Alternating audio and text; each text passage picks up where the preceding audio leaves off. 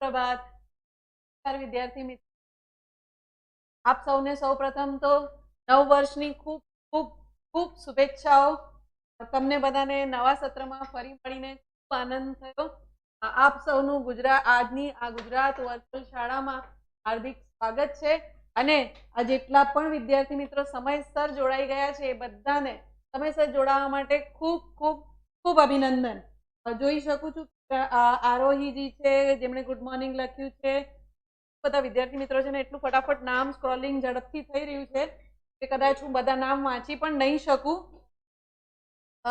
Okay, આપ સૌને આપણી સાથે ફેસબુક થી પણ ઈશ્વર બેગડિયાજી જોડાયા છે, મિતુલ ઠાકોર છે, હિરાલી આહિરજી છે, ઘણા બધા વિદ્યાર્થી મિત્રો જોડાયા છે। એ જ રીતે ફેસબુક પર કન્યા વિદ્યાલય, ઓકે, મેની આર ધેર। આપ સૌનું ખૂબ ખૂબ ખૂબ સ્વાગત છે।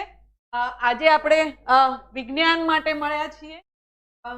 તમને એમ થતું હશે કે આ શિક્ષક કેમના બદલાઈ ગયા, પણ એક મહત્વનું કારણ છે જે આપણે જાણીશું તેના લીધે।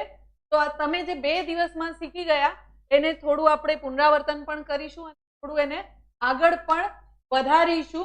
તો કોઈએ પણ જો પાઠ્યપુસ્તક ના લીધું હોય તો જલ્દી વિજ્ઞાનનું પાઠ્યપુસ્તક તમારી પાસે લઈ લેજો। થોડી તમારી આંગળીઓ જો ઠરી ગઈ હોય તો એમને થોડી કસરત આપી દેજો, કારણ કે ઘણા બધા પ્રશ્નોના ઉત્તર તમારે જ મને લખીને આપવાના છે, માટે એની માટે પણ તૈયાર રહેજો। તો વિજ્ઞાનનું આ પ્રકરણ ફરી પુનરાવર્તન કરવા માટે આપ સૌ તૈયાર હશો? ગીવ મી અ મિનિટ, આપણે એક જ મિનિટમાં ફરી પાછું કહું છું। એ દરમિયાન તમે કંઈક દિવાળી દરમિયાન જો કંઈક સરસ મજાનું નવું શીખ્યા હો તો મને જરૂરથી અહીં જણાવજો કે કોઈ કળા કે કોઈ સ્કિલ તમે આ વેકેશન દરમિયાન શીખ્યા હો તો અહીં અમને જરૂરથી લખીને જણાવજો કે તમે આ વેકેશન દરમિયાન આ કંઈક નવી કળા શીખ્યા કે આ કંઈક નવું સ્કિલ શીખ્યા છો। અમને પણ જાણીને આનંદ થશે કે તમે તમારા સમયનો ખૂબ સરસ સદુપયોગ કરેલો હતો અને તમને પુસ્તક વાંચવાનું પણ એક ટાસ્ક મેં આપેલું હતું। તો આશા રાખું છું કે તમે પુસ્તક વાંચવાનું પણ શરૂ કર્યું હશે। તો તમે કયું પુસ્તક વાંચેલું એ પણ જરૂરથી મને જણાવજો અને હંમેશની જેમ તમારો પરિચય આપવાનું બિલકુલ ચૂકતા નહીં કે આપ સૌ કઈ શાળામાંથી છો, આપનો જિલ્લો કયો છે।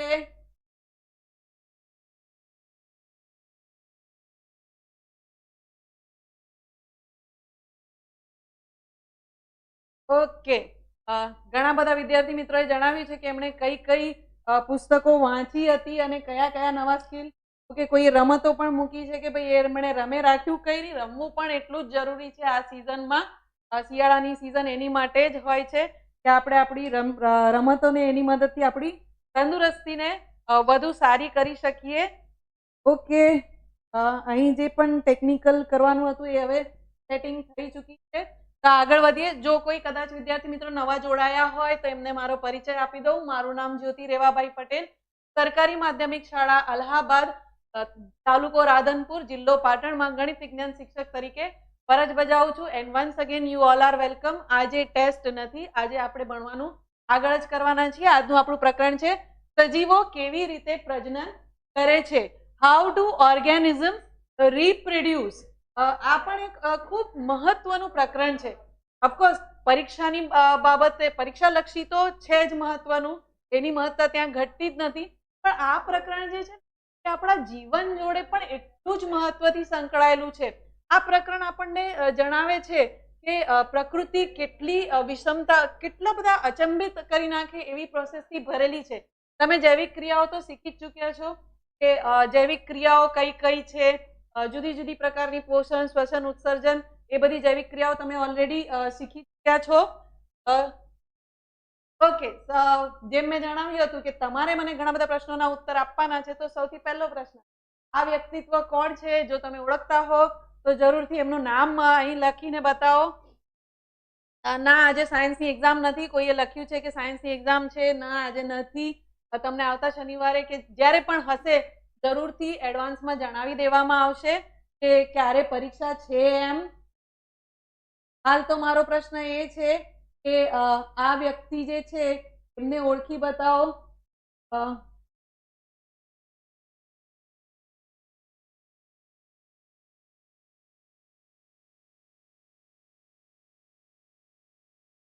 રવિન્દ્રનાથ ટેગોર કોઈએ લખ્યું છે?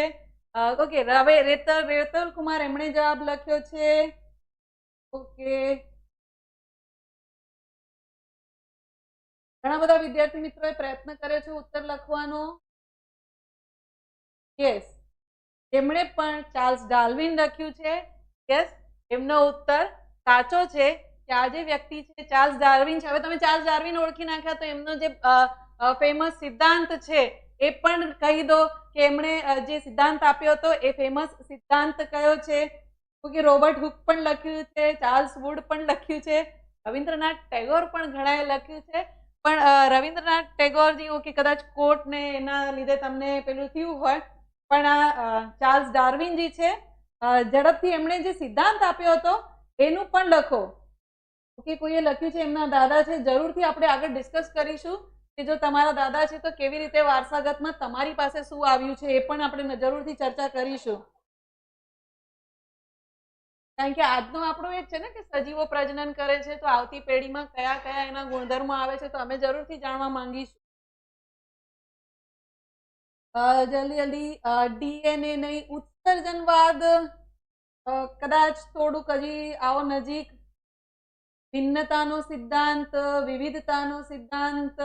ઓકે, વઝારજી લખે છે કે આઈ ડોન્ટ નો. કશો વાંધો નહીં, આપણે જાણીશું કે શું છે કરીને. જે હાલ તો જે પ્રશ્ન પૂછ્યો છે એનો ઉત્તર આપશો તો વધારે સારું. ઉત્ક્રાંતિનો સિદ્ધાંત એમણે આપ્યો હતો. ઇવોલ્યુશન, થિયરી ઓફ ઇવોલ્યુશન આપી હતી કે જે પણ સર્વાઈવલ ઓફ ધી ફિટેસ્ટ, જે પણ વાતાવરણને અનુકૂળ થઈને રહેશે એ જ આ પૃથ્વી પર ટકી શકશે એવું એમણે ઉત્ક્રાંતિ અને જે અડેપ્શન આપણે કહીએ છીએ એ પ્રમાણે અડેપ્શન કરતું રહેવું કે ભાઈ પહેલા આવા હતા ત્યારબાદ આ પ્રમાણે આપણે માણસ જે છે એટલું ઇરેક્ટ થઈ ગયું, ચાલવા માંડ્યું એ પ્રમાણે. તો ઓકે, ડીએનએ નો ફૂલ ફોર્મ યસ તમે મને લખીને મોકલી શકો છો જ્યાં સુધી મને ખ્યાલ છે. કદાચ તમને કાલે બેને પૂછ્યું કેમ ડીએનએ નો ફૂલ ફોર્મ તમે લખીને બતાવશો તો યસ લખીને મૂકો કે તમે શું જાણ્યું, ડીએનએ નો ફૂલ ફોર્મ શું છે. તો આજે ડાર્વિને જે ઉત્ક્રાંતિનો સિદ્ધાંત આપ્યો હતો એમાં એમણે કહેલું હતું કે જે પણ જે પરિસ્થિતિ છે એને અનુકૂળ થઈને ઢાળીને રહેશે એમના આ પૃથ્વી પર ટકવાના જે ચાન્સીસ છે એ વધુ રહેશે.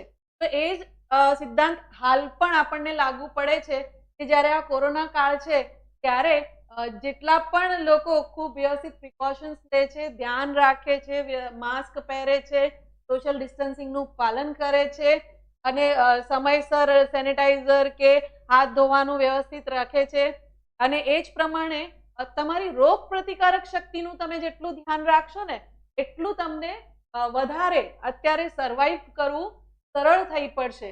તો આશા રાખું છું કે જે પણ આ બધા નિયમો છે એનું તમે પૂરેપૂરું પાલન કરતા હશો. તમારું ખૂબ રાખજો જેથી કરીને આગળ સર્વાઈવલ ઓફ ફિટેસ્ટમાં તમે રહી શકો. તો આ કોરોના કાળ આપણે ખૂબ ધ્યાન રાખીને પાર કરી લઈએ.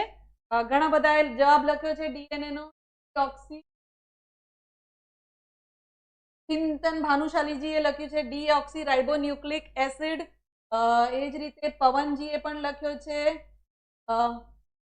ડાયોસ્કોર્બિક ન્યુક્લિક એસિડ. કદાચ સ્પેલિંગ લખવામાં ભૂલ થઈ હશે કેશુજી, પણ જેમણે પણ ડીઓક્સી રાઇબોન્યુક્લિક એસિડ લખ્યું છે એમનું સાચું છે. એનો ફૂલ ફોર્મ એ થાય છે. ત્યારબાદ પ્રજનન શું છે એ મેડમે તમને ખૂબ સરસ રીતે સમજાવેલું છે. જેમ મેં જણાવ્યું કે આપણે થોડુંક પુનરાવર્તન લઈશું અને થોડું પાઠને આપણે આગળ વધારીશું. પ્રજનન તો પોતાના જેવા જ સજીવની ઉત્પત્તિ કરવી એને પ્રજનન કહે છે. તો જ્યારે કોઈ પણ સજીવ એના જેવા જ જેમ તમને ઉદાહરણ આપેલું હતું કે બિલાડી હોય તો બિલાડીના જેવા જ એના જેવા જ બચ્ચા આવે છે. એ જ પ્રમાણે પક્ષી છે તો એને પક્ષીના જ બચ્ચા, માણસ છે તો માણસના જ બચ્ચા. એ પ્રમાણે પોતાના જેવા જ સજીવ જે ઉત્પન્ન કરવાની પ્રક્રિયા છે એને પ્રજનન કહેવાય છે. એ આપણે જોઈએ છે કે પોતાના જેવા જ અહીં તમે જોઈ શકો છો જે પણ ઓળખતા હોય આ ત્રણેય પર્સનાલિટીને યસ તમને છૂટ છે. કમેન્ટમાં જરૂરથી આમના નામ લખીને જણાવો કે આ ત્રણેય વ્યક્તિત્વ કયા કયા છે. તો તો તમે જોઈ શકો છો કે એમના મોઢા થોડા થોડા મળતા આવે છે અને આપણને થોડો તો ખ્યાલ આવે છે કે એમના વચ્ચે કંઈક તો સંબંધ છે. એમના જે સ્ટ્રક્ચર છે કે માણસનું જે કિડ હોય એ માણસ જેવું જ હોય, એનું સ્ટ્રક્ચર એ પ્રમાણેનું જ હોય, 2 હાથ 2 પગ, આંખો આ પ્રમાણે વ્યવસ્થિત ગોઠવેલી હોય, ચહેરો આ રીતનો હોય. અને તમને પણ ઘણી વખત કોઈ કોમ્પ્લિમેન્ટ્સ મળ્યા હશે કે તમે તમારા મોટા ભાઈ જેવા લાગો છો, કે દાદા જેવા લાગો છો, કે બેન જેવા દેખાવ છો, ઘણા મમ્મી જેવા દેખાતા હોય છે, ઘણા પપ્પા જેવા દેખાતા હોય છે. તે પ્રમાણેનો તમને પણ જરૂરથી ક્યારેક ને ક્યારેક તો અનુભવ થયો જ હશે કે તમે પણ આ રીતના દેખાવ છો. તો ઓકે, ઘણા બધાએ નામ લખી જ દીધા છે કે આ 3 જણા કોણ છે. યસ, બોબી દેઓલ, ધર્મેન્દ્ર અને સની દેઓલ, ધર્મેન્દ્રજીના 2 પુત્રો અને ધર્મેન્દ્ર એ જ પોતે છે.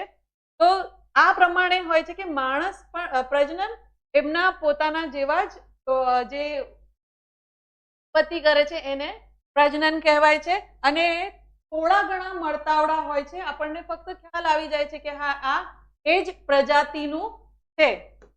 નેક્સ્ટ હજી એક, હવે આ જે પ્રજનન છે શા માટે જરૂરી છે? જેમ તમે શ્વસન ના લો તો શું થાય? માણસ મરી જાય. સર્જન ના કરો તો પણ તમારા શરીરમાં ટોક્સિક ઝેરી વસ્તુઓ જે છે એ વધી જશે અને તેનાથી પણ માણસનું મૃત્યુ થાય છે. અચ્છા, તમે હવે મને ઝડપથી જે જૈવિક પ્રક્રિયાઓ તમે આગળ શીખી ચૂક્યા છો એ જે પણ જૈવિક પ્રક્રિયાઓ તમને યાદ છે એ જૈવિક પ્રક્રિયાઓના નામ અહીં ઝડપથી મને લખીને બતાવો કે આપણે મનુષ્ય જે છે એ કઈ કઈ, આમ તો બધી જ પ્રજાતિઓ જુદી જુદી જૈવિક પ્રક્રિયાઓ કરતા હોય છે. તો જે પણ જૈવિક પ્રક્રિયાઓ તમને ખ્યાલ છે એ બધી જૈવિક પ્રક્રિયાઓ જરૂરથી અહીં મને લખીને જણાવો કે આપણે આ બધી જૈવિક પ્રક્રિયાઓ જોઈ છે અથવા તમે શીખ્યા છો. હું રાહ જોઉં છું કે કમેન્ટમાં મને ઝડપથી આવશે. ઓકે, મધુ પરમારજી એ બધા વ્યક્તિત્વ જે હતા એ ઓળખ્યા. રાણાજી કહે છે કે એમના ખૂબ મોટા ફેન છે. ગુડ.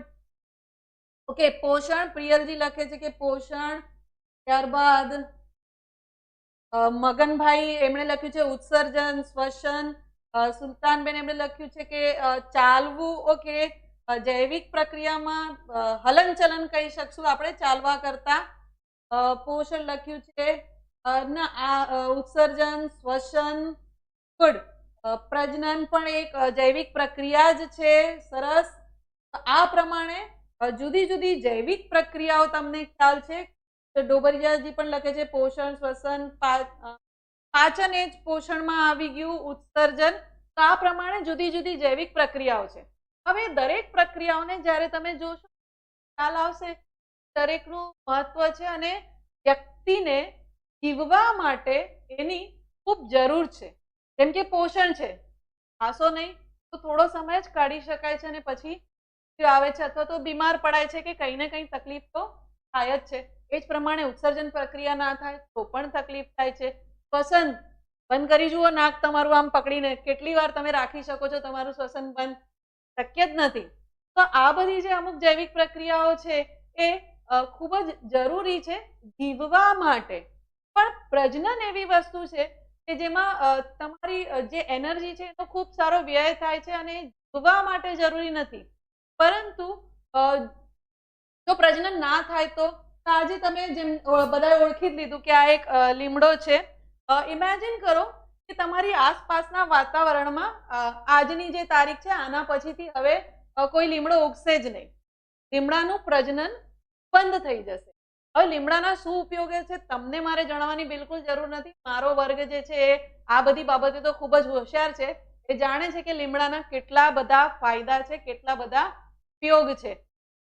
તો જો આપણે એમ માની લઈએ કે આજનો આ છેલ્લો દિવસ, બસ આજ પછી લીમડાનું પ્રજનન થશે જ નહીં, તો આ જે ઇકોસિસ્ટમ છે, આપણું જે નિવસન તંત્ર છે એના પર શું પ્રભાવ થશે થોડું ઘણું બી તમે જો ઇમેજિન કરો તો મને કમેન્ટમાં લખીને જરૂર જણાવો કે જો લીમડાનું ઝાડ જ નહીં હોય, આજથી બંધ થઈ ગયું, તો શું સંભાવના હોઈ શકે કે કેવી કેવી પરિસ્થિતિઓ ઉદ્ભવી શકે છે. કે એક જ વસ્તુ લીમડાનું ઝાડ, બધી જ બાબતો એમને એમ જ છે, પણ બસ લીમડાનું ઝાડ ઉગવાનું બંધ થઈ ગયું. આજે આપણી આસપાસ જેટલા પણ છે બસ એટલા જ છે, એના પછી નવા બિલકુલ નહીં થાય. તો અમુક વર્ષે કેવી પરિસ્થિતિ હશે અથવા આપણને હાલથી જ શું નુકસાન થવાનું શરૂ થઈ જશે, તમારા હિસાબે શું હશે એ જરૂરથી એકવાર મને લખીને જણાવજો. લીમડાનો કડવો રસ નહીં મળે, એક્સિલેન્ટ.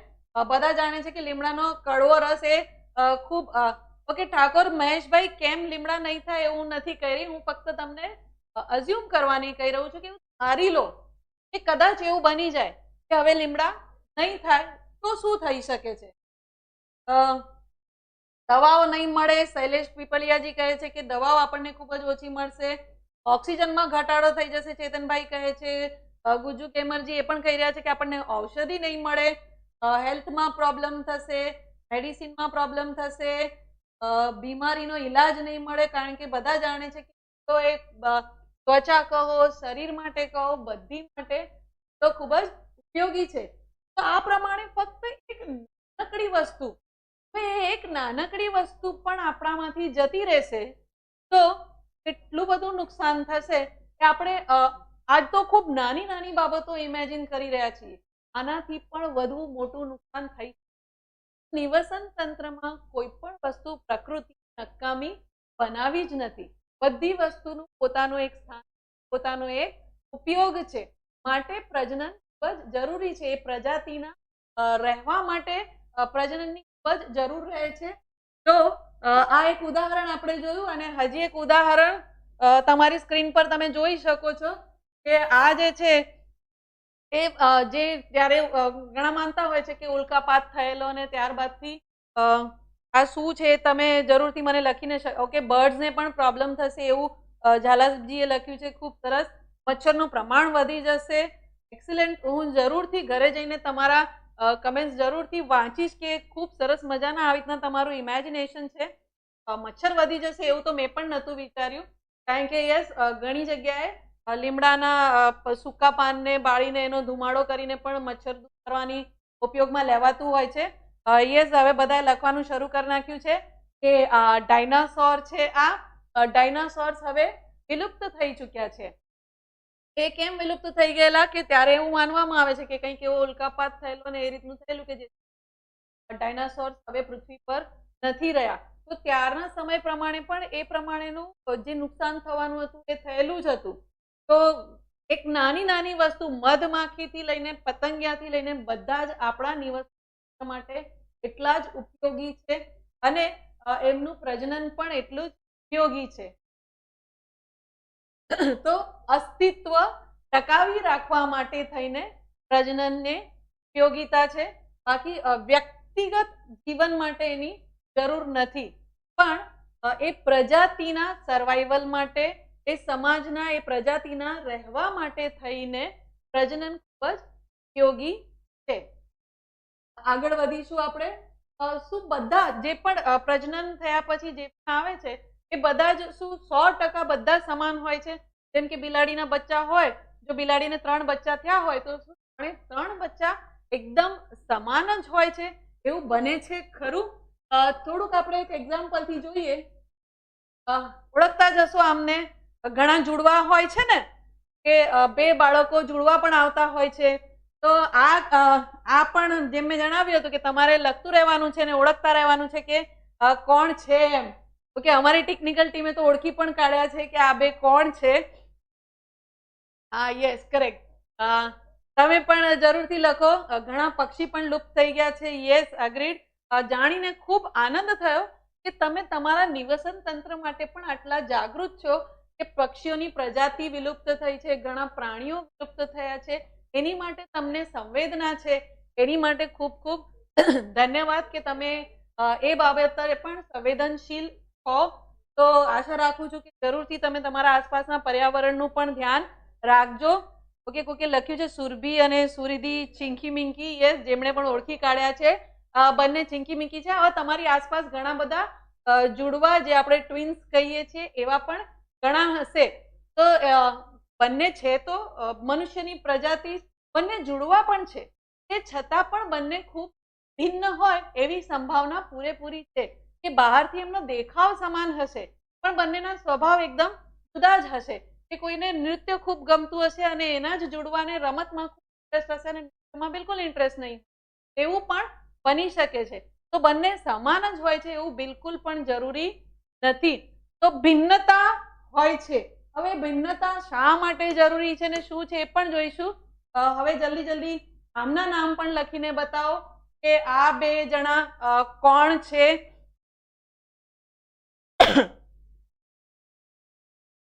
જલ્દીથી હું રાહ જોઈશ કે ઓકે હવે જે બે નામ હતા એ પતી ગયા.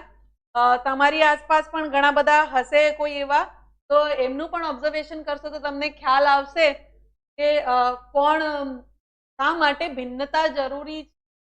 ભિન્નતા છે જ. ઓકે, કોઈએ લખ્યું છે કે ભારતી, યસ ભારતી સિંહ એક કોઈએ ઓળખી નાખ્યું અને બાજુમાં ઓકે અનુપમ ખેર અને ભારતી સિંહ ઘણા બધા એ રીતે ઓળખ્યા છે કે આ એક અનુપમ ખેર છે અને એક ભારતી સિંહ છે. તો હવે આ ફોટો જોઈને તમારું શું કહેવું છે કે આ બે જણા કોણ છે એમ. ફોર યોર ટાઈમ બહુ નહીં કાઢતા હું તમને જણાવી દઉં કે તમે આ ફોટો જોયો હતો જે અનુપમ ખેરજીના ભાઈ છે રાજીવ ખેર, અને તમે આ ફોટો જોયો હતો આ છે ભારતી સિંહ અને આ એમની બેન છે પિંકી સિંહ. તો પ્રજનનમાં આવું પણ હોય છે કે બધા ફક્ત જે આઉટર સ્ટ્રક્ચર હોય છે એ પ્રજાતિના લક્ષણો સમાન હોય છે, પરંતુ એવું બિલકુલ જરૂરી નથી કે 100% સમાન હોય. એ ભિન્નતા હોય જ છે. ભિન્નતા કેમ જરૂરી છે એ તમે ઓલરેડી જોઈ ચૂક્યા છો કે શા માટે બધા પર્સનાલિટીઝ ભિન્ન હોવી જરૂરી છે. એક પ્રયત્ન કરું છું, જો કે એ ડાયરેક્ટલી આમાં ઇમ્પ્લિમેન્ટ નથી થતું કે પ્રજનનને ડાયરેક્ટ લગતું નથી, પણ તે છતાં એક નાનકડું ઉદાહરણ જોવાનો પ્રયત્ન કરીએ. સારું કે જો બે વ્યક્તિ ભિન્ન નહીં હોય તો કેવી કેવી પરિસ્થિતિઓ સર્જાઈ શકવાની સંભાવના છે. આ બધાએ ઓલમોસ્ટ આ જોયું જ હશે, ખૂબ ફેમસ વિડીયો છે આ, તમે જરૂરથી જોયો જ હશે કે એક વ્યક્તિ છે આમાં દેખાય છે એમણે ઓરેન્જ કલરનો શર્ટ પહેર્યો છે અને પહેલેથી ફરી રહ્યા છે. આ અહીં પહેલેથી આ વ્યક્તિ ઊભો છે, એમણે ઓરેન્જ કલરનો શર્ટ પહેર્યો છે અને બીજો વ્યક્તિ છે જે અહીંથી દોડીને જઈ રહ્યો છે ને ઓરેન્જ કલરનો એણે પણ શર્ટ પહેર્યો છે અને પોલીસ આવીને આ વ્યક્તિને ધોકાવી દે છે પૂરેપૂરો. કારણ પોલીસને એવું લાગે છે કે આ જે ઓરેન્જ કલરનું ટી શર્ટ પહેરેલું છે એ જ વ્યક્તિ હતો જેની પાછળ એ દોડ્યા હતા. આ થોડો રમૂજ ઉદાહરણ છે, પણ તમને ભિન્નતા શા માટે જરૂરી છે એક્ઝેક્ટલી પ્રજનનને અને આ ભિન્નતાને ઓનેસ્ટલી ખાસ કોઈ સંબંધ નથી, પણ ભિન્નતા ખૂબ જ મહત્વનો ભાગ ભજવે છે. તમે સૌ જાણો છો કે આ દુનિયામાં આ પૃથ્વી પર જેટલા પણ માણસો છે એમની ફિંગરપ્રિન્ટ્સ પણ મેચ થતી નથી. બધા જુદા જુદા વ્યક્તિત્વ છે, માટે ભિન્નતાનું પોતાનું એક મહત્વ છે. જો બધા એક સરખા થઈ જશે તો ઘણા બધા પ્રકારના નુકસાન નહીં થાય છે. ઓલરેડી આપણે ડિસ્કસ કરી ચૂક્યા છે, આગળનામાં બેન તમારી સાથે ડિસ્કસ કરી ચૂક્યા છે, એટલે હું એની પર વધુ ચર્ચા નથી કરતી, પણ ફક્ત એક રમૂજ ઉદાહરણ આપવા ખાતર તમને મેં આ ઉદાહરણ આપ્યું હતું. હવે પ્રજનન બે પ્રકારના, લિંગી અને અલિંગી પ્રજનન, એ રીતે બે પ્રજનન છે. એમાં પણ અલિંગી પ્રજનન અને લિંગી પ્રજનન બંનેનો તફાવત પણ તમે જાણતા હશો. અલિંગી પ્રજનન, ઓકે, પહેલા હું તમને એક ચાન્સ આપવા જરૂરથી માંગીશ કે તમે પ્રયત્ન કરી જુઓ કે અલિંગી પ્રજનન વિશે તમારો શું ખ્યાલ છે, કે તમે જે શીખ્યા એમાં જે મેં જણાવ્યું હતું કે પુનરાવર્તન થોડું તો ચાલશે, એટલે તમારે પણ ઘણા બધા જવાબ આપવાના રહેશે. તો અલિંગી પ્રજનન એ શું અને લિંગી પ્રજનન બંનેમાં મુખ્યત્વે શું તફાવત હોય છે? ઝડપથી થેન્ક યુ વેરી મચ કે તમને મજા આવી, તમે ઘણા બધા સ્માઇલીઝ ને મૂક્યા, પણ જલ્દી જલ્દી હવે પાછા આપણે આપણા ટોપિક પર આવી જઈએ. ટ્વિન્સના ફિંગરપ્રિન્ટ સેમ નથી હોતા, કોઈએ પૂછ્યું છે, પ્રાર્થના પટેલજીએ પૂછ્યું છે કે ટ્વિન્સના ફિંગરપ્રિન્ટ સેમ હોય છે? ના, એમના ફિંગરપ્રિન્ટ્સ પણ જુદા જુદા હોય છે. એમના પણ અહીં જે કર્વેચર, તમે જ્યારે તમારા ફિંગરપ્રિન્ટ્સ કોઈ દિવસ પ્રયત્ન કરજો, ઇંકમાંથી લઈને પેપર પર લગાવીને પ્રયત્ન કરજો, તમને દેખાશે કે બધા જુદા જુદા હોય છે. બધા પ્રકારના એમાં આકાર હોય છે. તો એ પ્રમાણે છે ઓકે અલિંગી પ્રજનન એટલે એક સમાન ના હોય એ જેમાં એગ હોય એ ઓકે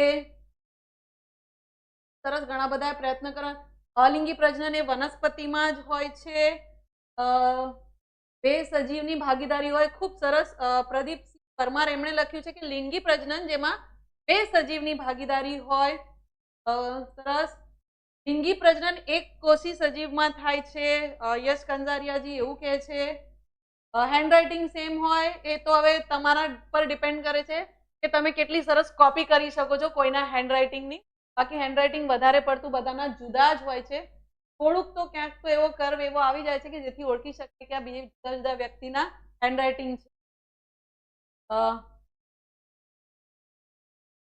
ઓકે ઘણા બધા ઈંડા મૂકે ના મૂકે એવા ઘણા હવે જીવ વિજ્ઞાનમાં તમને એક બાબત પહેલા જણાવી દઉં કે તમે જ્યારે પણ જીવ વિજ્ઞાનનો લેક્ચર અટેન્ડ કરો કે કોઈ પણ ક્લાસ કરવાનું કરો અલિંગી ઓકે ધ્રુવીલ જેઠવાજી જે ફેસબુકથી લખ્યું છે કે અલિંગી પ્રજનનમાં એક કોષીય સજીવો અને લિંગી પ્રજનનમાં બહુકોષીય સજીવો હોય છે તો હું એ કહીશ કે તમને આ જેટલા પણ જવાબ છે ખૂબ બધા ભેગા છે ઘણા બધાને કન્સેપ્ટ ક્લિયર નથી કે લિંગી પ્રજનન શું હોય અને અલિંગી પ્રજનન શું હોય તો જરૂરથી આ આખું પ્રકરણ ખૂબ ધ્યાનથી જેથી કરીને તમને આ જે પણ કન્ફ્યુઝન છે બધું ઘણા બધાને ભેગું થઈ ગયું છે કે શું હોય છે લિંગી પ્રજનન અને અલિંગી પ્રજનન માટે આ પ્રકરણમાં જોડાઈ રહેજો જેથી તમને ખ્યાલ આવે પણ એ પૂર્વે એક મહત્વની ટીપ એ છે ત્યારે પણ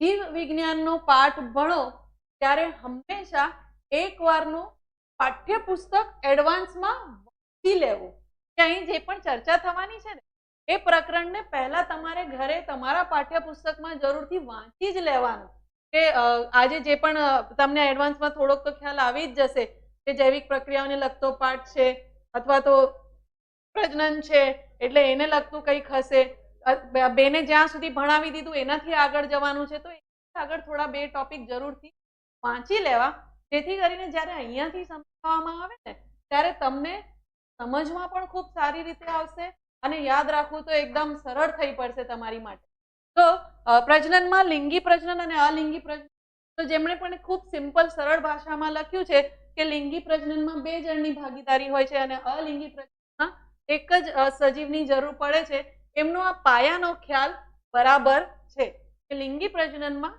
બે સજીવની જરૂર પડે છે અને અલિંગી પ્રજનનમાં એકની જ હું અહીં સજીવ શબ્દ વાપરું છું પણ એકચ્યુઅલી નર અને માદા એમ બેની કારણ કે પુષ્પ જે હોય છે ઘણા પુષ્પ જે હોય છે એમાં નર અને માદા લિંગ બંને હોય છે એવું પણ હોય છે તો એ કઈ બે જુદા સજીવ નથી થઈ જતા પણ નર અને માદા બેની જરૂર પડે એ લિંગી પ્રજનન અને જેમાં એક જ લિંગથી થઈ જાય એને અલિંગી પ્રજનન કહેવાય છે અલિંગી પ્રજનનમાં આટલા પ્રકાર છે કે ભાઈ ભાજન અવખંડન પુનઃસર્જન કલિકા સર્જન વાનસ્પતિક પ્રજનન અને બીજાણુ નિર્માણ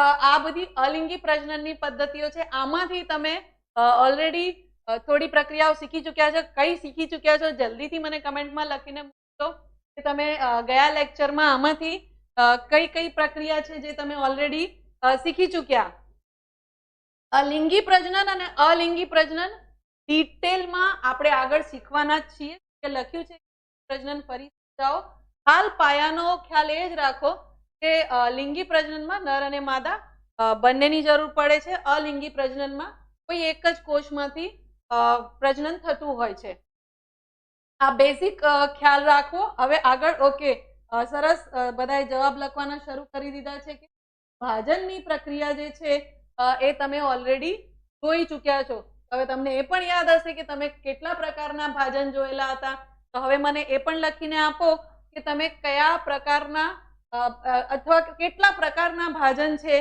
એ આપણે જોયા હતા પછી હું નેક્સ્ટ સ્લાઇડ લાવું કેટલા પ્રકારના ભાજન શીખી ગયા છો એ પણ લખો ઓકે પ્રેક્ષાજીને એવું લાગે છે કે ગોતે ચડી ગયા હોય એવું લાગે છે બિલકુલ ચિંતા કરવી નહીં જ્યારે એવું લાગે કે ગોતે ચડી ગયા છે, તમારી મદદે સૌથી પહેલું આવશે પાઠ્યપુસ્તક. પાઠ્યપુસ્તકને શાંતિથી જોશો તો ખ્યાલ આવી જ જશે કે તમે કયા સ્ટેજ પર છો અને તમારે શું રિવાઇઝ કરવાની જરૂર છે. અત્યાર સુધી મેં જેટલું પણ બતાડ્યું એ તમે ઓલરેડી બે સેશનમાં શીખી જ ચૂક્યા છો. ફક્ત મેં થોડું તમને હજી એનું થોડું વાસ્ટ એક્સપ્લેનેશન અને એનો પ્રયત્ન કર્યો આપણી રોજિંદા જિંદગી સાથે જોડવાનો. ઓકે, બાઇનરી ફિશન પણ કહે છે, ખૂબ સરસ. પ્રિન્સીજીએ એનું અંગ્રેજી નામ પણ આપ્યું છે. ભાજનને ફિશન પણ કહેવાય છે. તો ભાજન બે ભાજનના પ્રકાર છે, દ્વિભાજન અને બહુભાજન. તમે શીખી ચૂક્યા છો. દ્વિભાજન આપણે કહીએ છીએ ને, ખૂણાને દુભાગવું, દ્વિભાગ કરવો, તો બે સરખા ભાગ થાય એને દ્વિભાજન કહેવાય છે. તમે એના ઉદાહરણ પણ જોઈ ચૂક્યા છો. અમીબા સૌથી ફેવરેટ આકૃતિ, કારણ કે અમીબાનો કોઈ આકાર પ્રકાર દોરવાની કોઈ ચિંતા નહીં, એટલે બધાની ફેવરેટ આકૃતિ અમીબા. કે ક્યારે પણ કહો એટલે આપણે દોરી કાઢીએ. તો એનું ઉદાહરણ છે અમીબા. અને આનું નામ પણ તમે લખીને જણાવો અને કયા રોગનું એ પણ તમે શીખી ચૂક્યા છો, તો એ પણ જરૂરથી લખજો. તેમાં જે એક કોષ હોય છે એના બરાબરના સમાન ભાગ થતા હોય છે. તો એને અહીં તમે જોઈ શકો છો કે એનો સૂડો બનતો હોય છે અને એના બે ભાગમાં દ્વિભાજન થાય છે, માટે એને દ્વિભાજન કહે છે. બંને ભાગ કેવા છે? એક સરખા, એક સમાન છે, એટલે એને દ્વિભાજન. એ જ પ્રમાણે બહુભાજન, બહુ એટલે ઘણા બધા, પણ કેવા ઘણા બધા ભાગ થાય છે? બધા એક સમાન થઈ રહ્યા છે. તો એ બહુભાજનનું પણ જે ઉદાહરણ છે એનું પણ નામ લખીને બતાવો. ખૂબ સરસ, બધાએ સરસ મજાના નામ પણ લખવાના શરૂ કરી દીધા છે. કોઈ પેરામિશિયમ લખ્યું છે? અહીંયા પેરામિશિયમ નથી.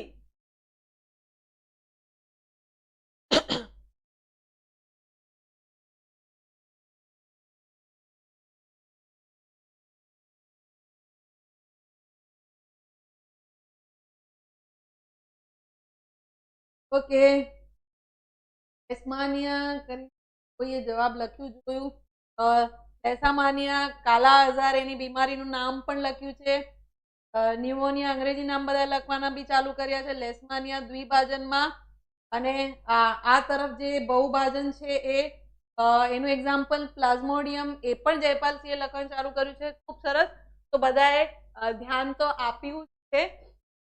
બહુભાજનમાં પણ એક કોષમાંથી ઘણા બધા કોષોમાં નિર્માણ થાય છે, નિર્માણ થાય છે, બહુભાજન કહે છે. અને બે સરખા ભાગમાં વિભાજન થાય દ્વિભાજન કહેવામાં આવે છે. આ કેવી રીતે થાય, આ પ્રક્રિયા શું છે, એ બધું તમે ઓલરેડી શીખી ચૂક્યા છો. ત્યારબાદ નવું છે અવખંડન. અવખંડન, તો અ અને ખંડન, એટલે કે એક અવયવનું ખંડન થઈને થાય એને અવખંડન કહે છે. એનું બેસ્ટ ઉદાહરણ છે સ્પાઇરોગાયરા. કેટલાક બહુકોષી સજીવો, ઉદાહરણ રૂપે સ્પાઇરોગાયરા, તંતુમય લીલ વિશે ઓલરેડી ચર્ચા જાણીશું. પરિપક્વતાએ નાના નાના ટુકડાઓમાં અખંડિત થાય છે. આ દરેક ટુકડાને ખંડ કહે છે, અને આ ખંડો વૃદ્ધિ વિકાસ પામી નવા સજીવોમાં પરિણમે છે. આ પ્રકારના અલિંગી પ્રજનનને અવખંડન કહે છે. શું સરસ મજાનું પ્રજનનને! એક અંગ લેવાનું, એનો ટુકડો થાય અને એ એક અંગમાંથી આખું પૂરું નવસર્જન થઈ જાય. શું એ શક્ય છે મનુષ્યમાં કે ભાઈ આપણે આ એક આંગળી તોડી કે એક આંગળીનો ટુકડો મૂક્યો અને એમાંથી ફરી પાછું આખું નવું મનુષ્ય બને? નથી શક્ય. તમને શું લાગે છે કે કેમ એવું થતું હશે કે આમાં જે છે એ આમાંથી એક ખંડન થાય અને ફરી પાછું આખું પૂરું એક નવું સજીવ એમાંથી નિર્માણ થઈ જાય છે? પણ આ જ બાબત દરેક સજીવને લાગુ પડતી નથી. એનું થોડું ઘણું પણ શું કારણ હોઈ શકે, વિચારવાનો પ્રયત્ન જરૂરથી કરજો. કે આ પણ બહુકોષીય જ છે ને? આનામાં પેલા તો એક કોષી સજીવ હતા, આને તો બહુકોષો છે. સ્પાઇરોગાયરા બહુકોષી સજીવ છે. તે છતાં પણ એના એક શરીરનું ખંડન કરો એટલે એ આખું પૂરું નવસર્જન કરી નાખે છે.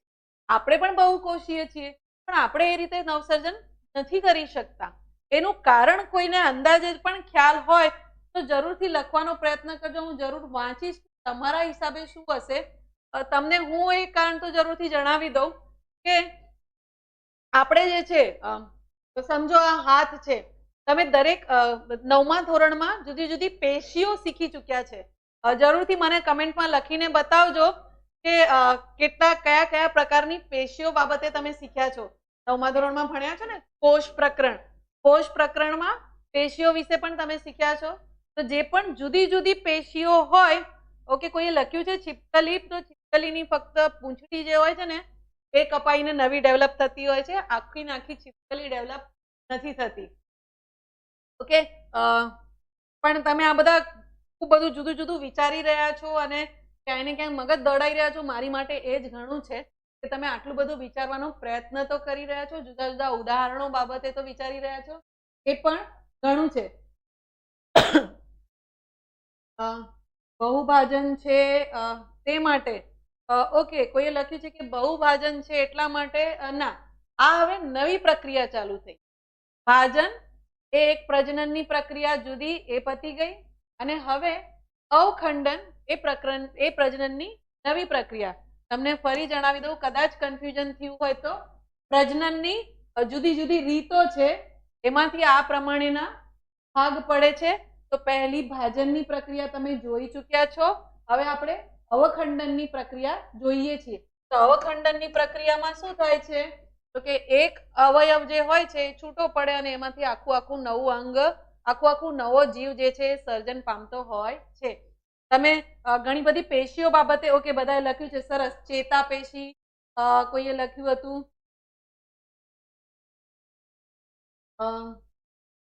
પેશીઓના હોવાથી ચેતનાબેને જવાબ લખ્યો છે, ખૂબ સરસ, કે બધાની પેશીઓ જુદી જુદી છે. આપણા જે અંગો છે, દરેક અંગ જુદી જુદી પેશીઓથી બન્યું છે. પહેલું સૌથી પાયાનો એકમ છે કોષ. કોષમાંથી બને છે પેશીઓ, પેશીઓમાંથી બને છે અંગ, અને અંગોથી બને છે શરીર. તો આ પ્રમાણે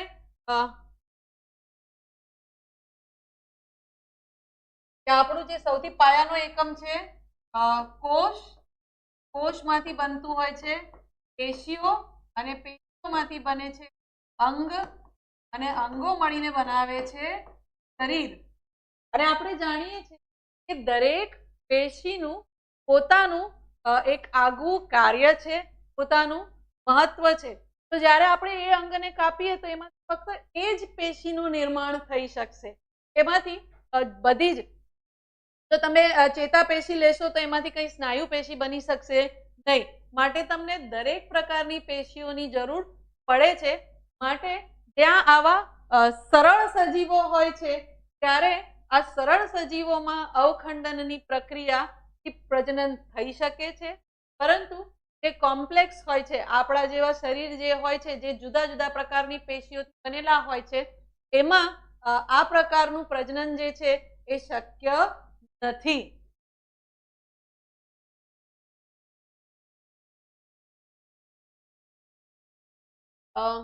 પ્રજનન જે હાલ આપણે ચર્ચા કરીએ કે પ્રજનન પદ્ધતિ તરીકે અવખંડન શા માટે કેટલાક સજીવોમાં કાર્ય કરે છે પરંતુ બધા બહુકોષીય સજીવો માટે કાર્ય કરતું નથી. તો જેમ આપણે જાણ્યું કે મોટા ભાગના સજીવોમાં વિશિષ્ટ કાર્ય માટે વિશિષ્ટ કોષો સંગઠિત થઈને પેશીનું નિર્માણ કરે છે, અને પેશી સંગઠિત થઈને અંગનું નિર્માણ કરે છે, અને અંગો શરીરમાં ચોક્કસ સ્થાને ગોઠવાયેલા હોય છે.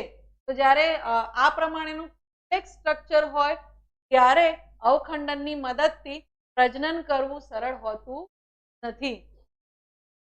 ત્યારબાદ નેક્સ્ટ છે પુનર્જનન. તો પુનર્જનનમાં ખૂબ જ સારું, સાદું અને સરળ, ઘણી વખત આ આકૃતિ પણ પૂછાતી હોય છે. આ આકૃતિ યાદ રાખવી તો સૌથી સરસ મજાની છે કે એક જ આઈસ્ક્રીમ, તો ખરેખર આવું થાય તો કેવી મજા આવે. એક જ આઈસ્ક્રીમ છે, આઈસ્ક્રીમના 3 ભાગ કરો એટલે સીધી 3 આઈસ્ક્રીમ.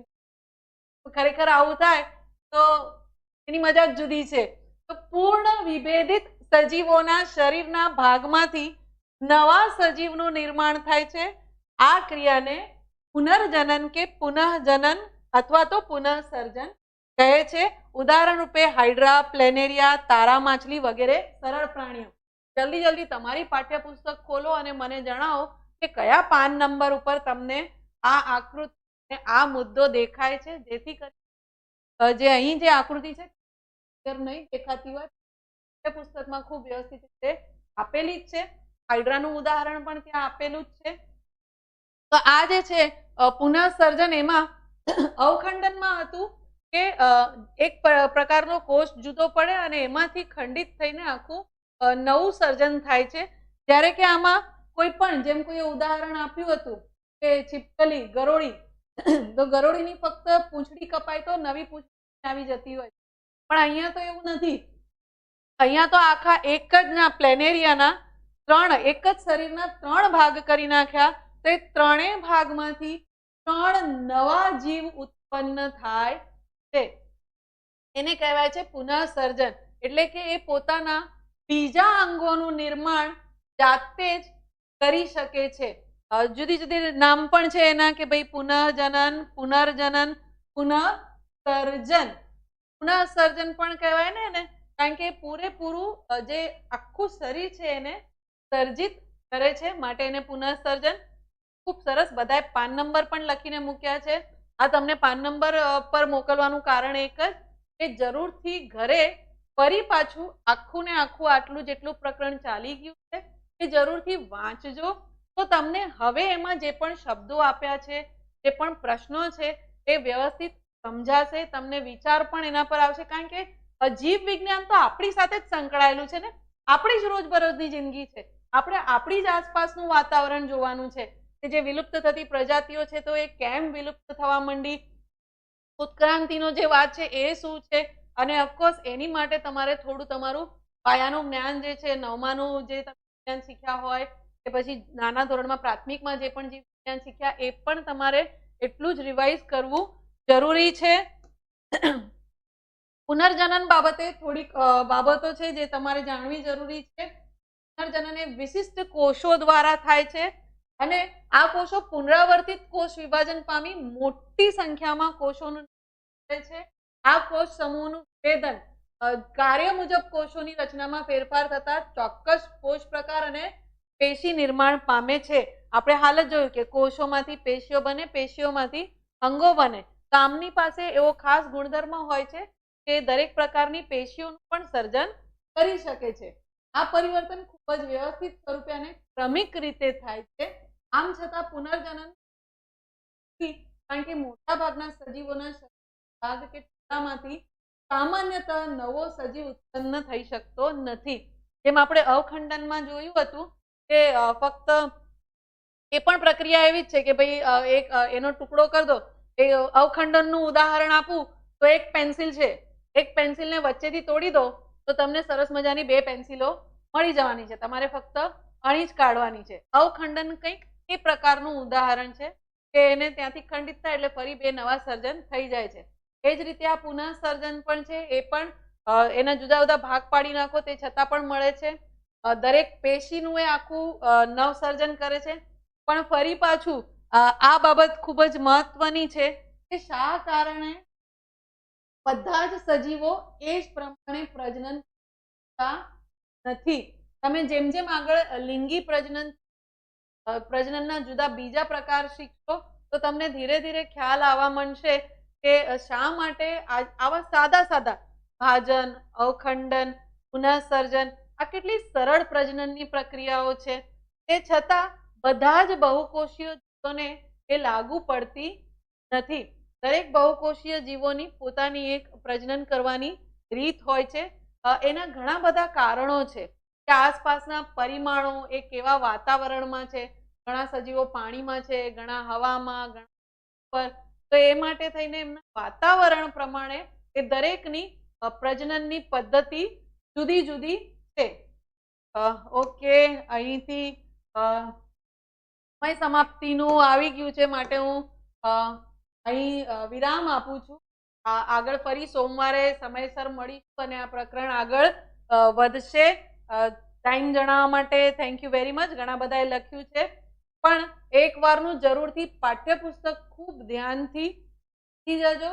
આજે 3 સેશન પતી ગયા છે, 3 સેશન ખૂબ વ્યવસ્થિત રીતે ફરી એકવાર રિવાઇઝ કરીને જોઈ લેજો અને તમારા 9મા ધોરણના કોષનું અને જૈવિક ક્રિયાઓને એ બધા જે પ્રકરણ છે 10માના એ બધા ફરી એકવાર વાંચી જશો. વાંચવાના જ છે ફક્ત, કારણ કે જેટલું સમજાશે યાદ કરવું એટલું જ સરળ થઈ પડશે.